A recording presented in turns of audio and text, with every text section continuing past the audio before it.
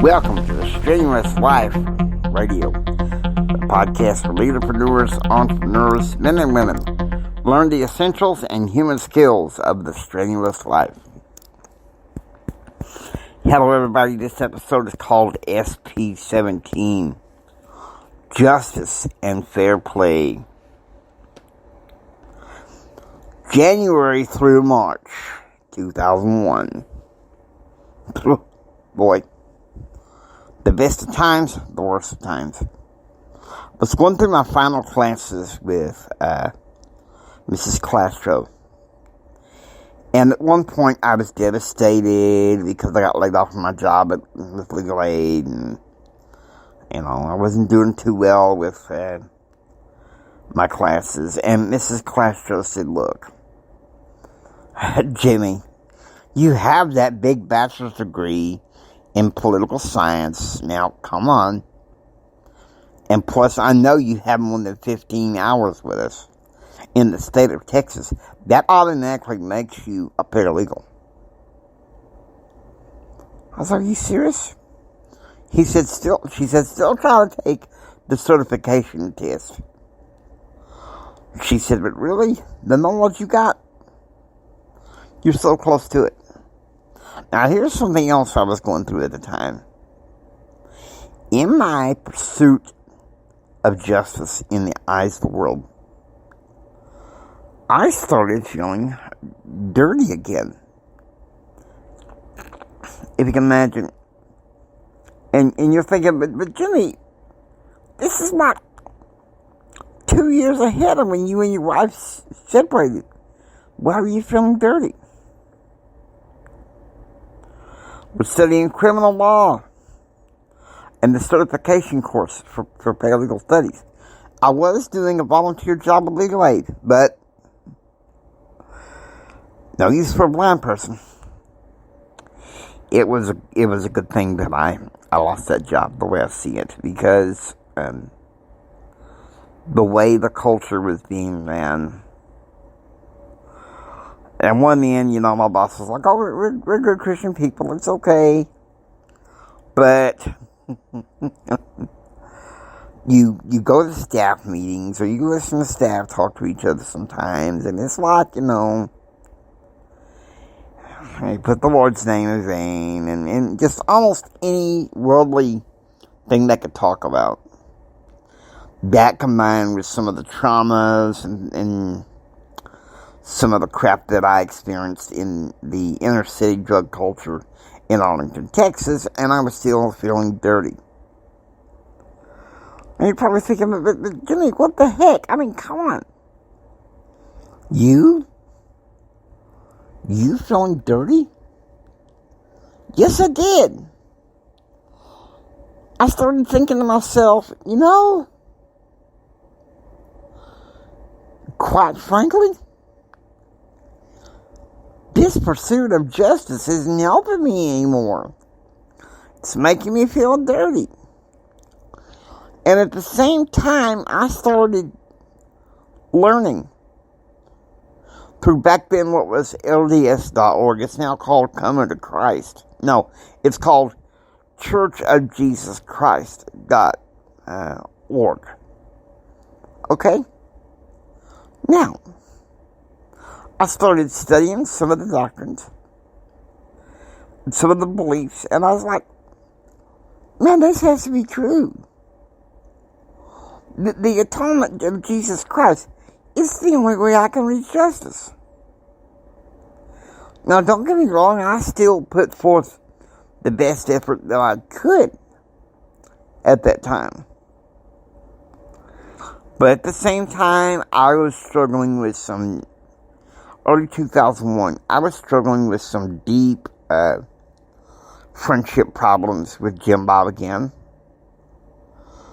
To some extent, Brad also. And I was like, I'm tired of feeling dirty.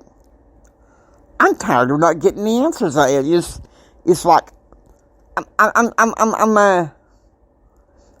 coming up goose eggs at rolling snake eyes. I can't win.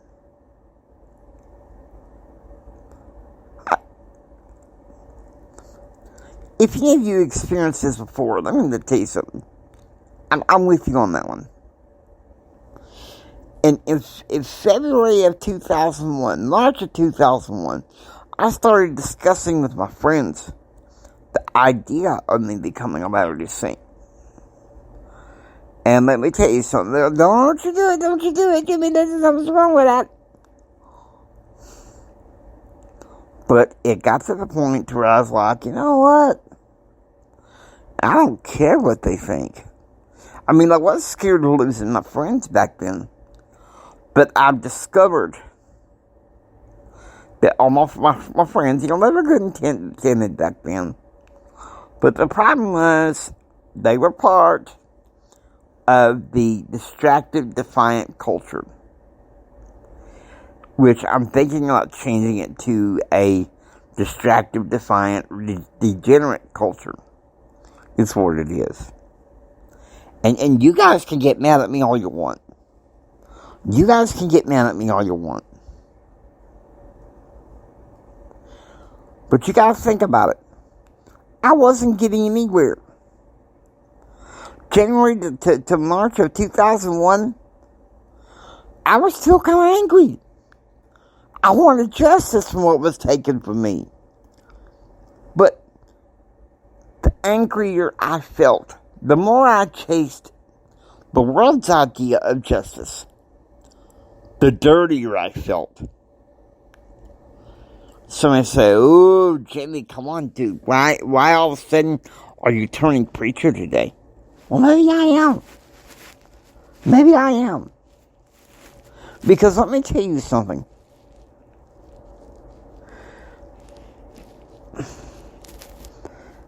I really felt like I was chasing it for the wrong motives. A paralegal. Unless it was an entrepreneurial vision. Who was I kidding? It's not that much, really. I was trying to suppress the idea of me wanting to become an entrepreneur back then. Because that was taken from me in my marriage. And I was like, oh, what do I do? And then it's like the angel from heaven sent someone to show me the way. And I'm talking about my BFE, Keith Cotton. He called me one day, a couple times in late February, early March. "Hey, Jimmy, how you doing?" "Miserable." "Have you been reading the Book of Mormon?" Yeah." "Are you reading it cover to cover?" I wasn't for a while." "Make sure you do that, Jimmy." What's up with you?" "Well, my paralegal courses ain't going so good, and well, to be honest with you, I'm just not happy." And Keith was, he's like, "Jimmy, there was a better way than you trying to chase justice the way that you're doing. I'm telling you, you're missing out." I said, but Brad, Jim Bob's family, Karen. And Keith said, "Never mind them. You have to stop caring about what they think. You have the information before you that I've given you. You follow the breadcrumbs, you've done the research, which you told me on the website. Why don't you go for it?" I said, "Is this going to get me any closer to where I need to be in my life, where I can find closure?" And Keith was like, "Yeah, if you do something about it." I mean, I'm patient, Jimmy, but what's wrong with you, man? I told you need to do something about it. And see, Keith reminded me once again of something. In the strenuous life, knowledge isn't power. Applied knowledge is power. Because see, that's the thing. I started studying the restored gospel. There was no videos at the time. They just had the speeches on the internet. Had a riff hang, but truthfully,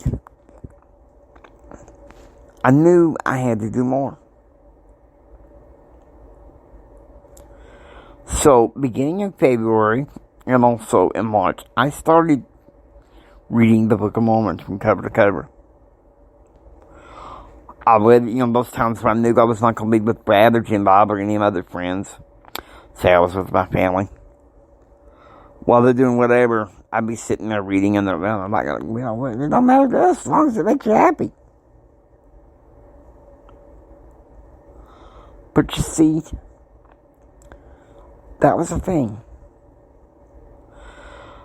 I was beginning to see right through my friends at the time.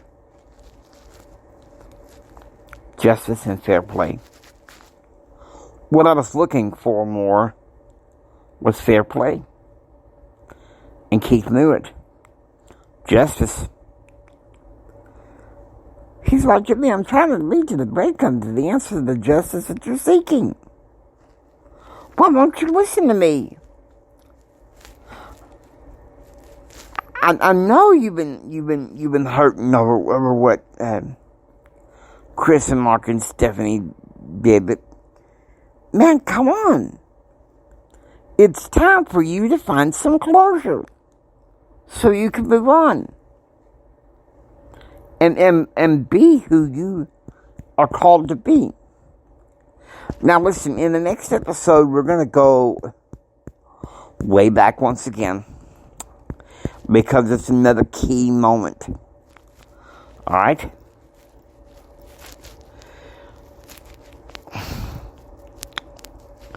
Because once again,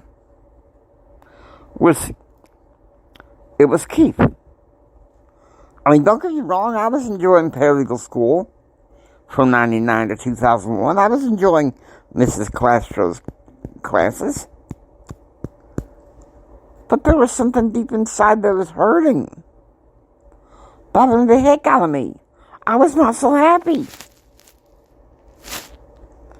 And Keith knew it. He was like, Jimmy, come on, man. Let me take you the rest of the way. You think Brad and Jim Bob and all these other crazies are going to do it? He said, don't get me wrong. I love Jim Bob. I've become accustomed that you and Jim Bob are friends with Brad. But man, they're not going to take you where you need to be, and you know it. And I think subconsciously over the years, even Jim Bob did.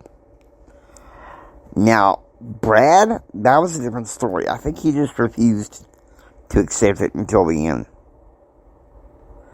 So, that was the thing. In the strenuous life, it's not just to seek justice in the eyes of the world. Because you're going to end up a loser and feeling dirty at every turn. Justice is through our Lord Jesus Christ. Through His atonement. It's where everything gets made right. What I wanted, what I discovered, thanks to Keith, is what I wanted more. Because see, we already have justice through him. What Keith was trying to say, that I can find those answers and then move on to the next level, which is fair play. A fair piece of the pie in the marketplace. But the beauty is, you have to work for it. You have to work for it. And why not? Why not? Because see, Keith opened that door. Keith opened that door and boom. There it was.